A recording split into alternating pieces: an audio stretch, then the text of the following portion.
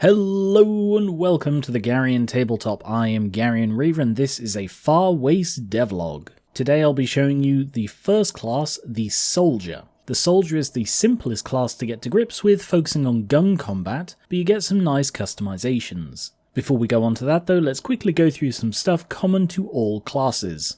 As always, any content in this is subject to change as the game grows and we get feedback. If you have any thoughts, don't hesitate to put them in the comments, or come and join us on the Garion Reaver Discord, linked in the description. There are currently 7 classes planned, and each will have at least 3 subclasses. The maximum level is 25, and at the moment we have no multiclassing. You also pick your subclass right from the start at level 1, meaning every player starts with their own unique thing. There will be optional rules for a level 0, allowing new players to try out simplified versions of the different classes, but meaning most people won't want to skip a level or 2 to make it interesting.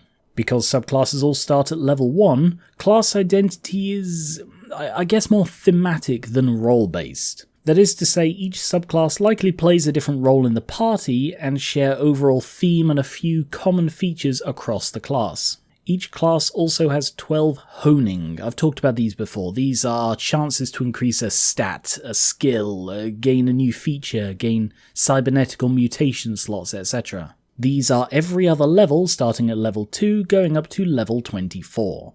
More on those in a future devlog, but remember you get 1 every alternating level.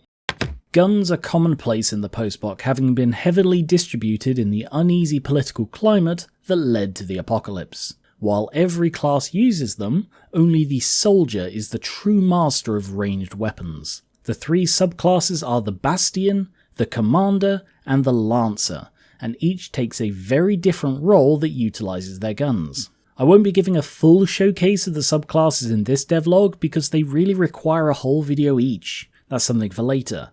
Instead, I'll give an overview of the roles they play and how they play them. Soldiers are adept with all amateur ranged weapons from the off, as well as all armor and 1 type of melee.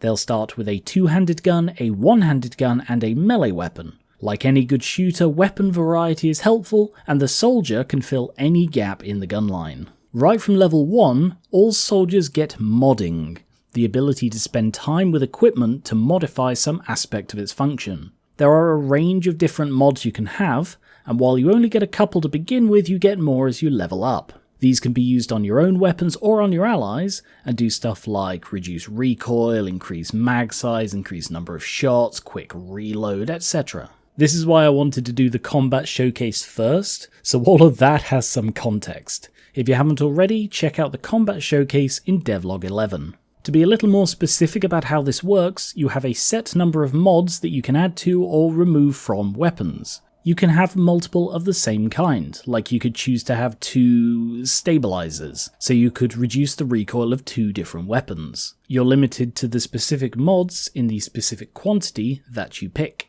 To begin with, equipment can only have a single mod on it at a time. Most of the soldiers' level up rewards are related to this modding, and a couple of the subclasses get unique mods to benefit their role. So let's look at the subclasses.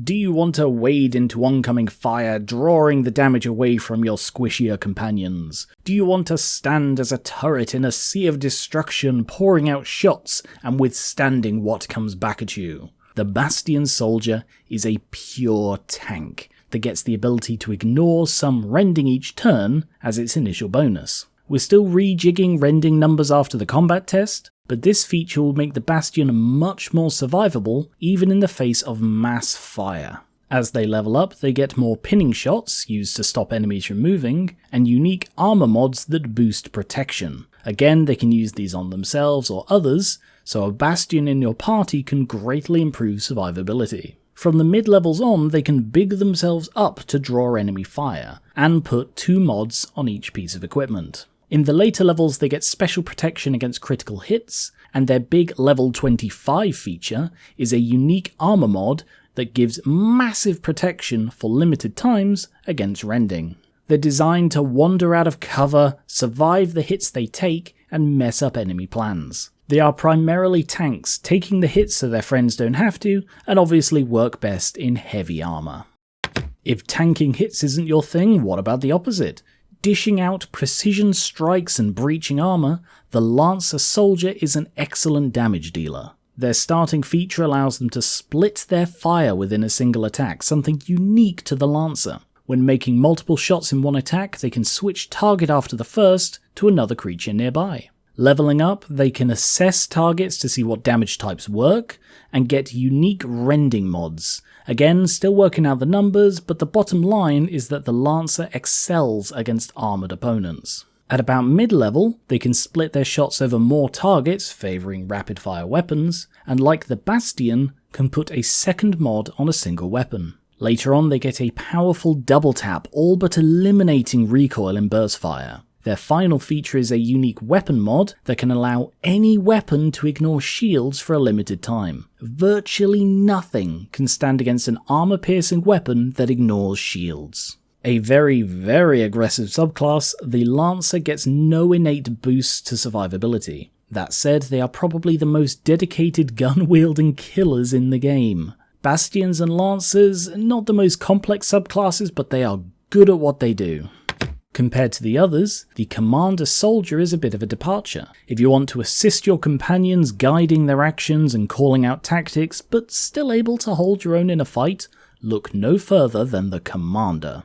Slightly more complex than the other soldiers, Commanders sacrifice some of their modding to get a guiding voice. You pick a couple of tactics to learn, and you can target nearby allies to use the tactic, buffing them. The buff is based on your communication stat and can be a damage boost, accuracy, movement boost, healing, skill check, and even protective checks. There's a wide choice depending on how you want to play it. You learn more tactics as you go. As the commander levels up, they get utility skills like counter-interrogation, something that buffs their comm checks when no allies are around. But notable by their absence are any unique mods, or being able to put 2 mods on one weapon. Like I said, commanders sacrifice some modding for tactics. Mid-level lets them gain the same bonus as their ally when they use their guiding voice. Up to then, it's purely a cooperative buff. And then the ability to give emergency advice, letting you use guiding voice after seeing the result of a roll, but